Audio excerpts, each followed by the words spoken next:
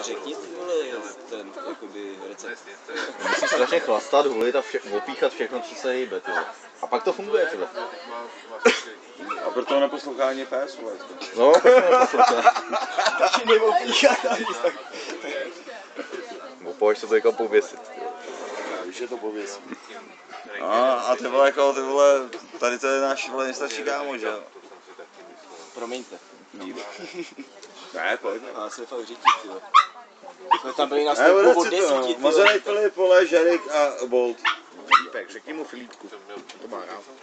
Filipku. Můžeš otravovat všechny lidi tady. On to chtěl. Robin je úchyl, to vůbec bych neřešil. Robin je Filip, no. Chceš dárek, vole? No vítanou.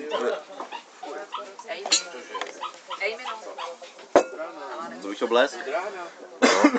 To nechce blesk, to chce zapálit, vole.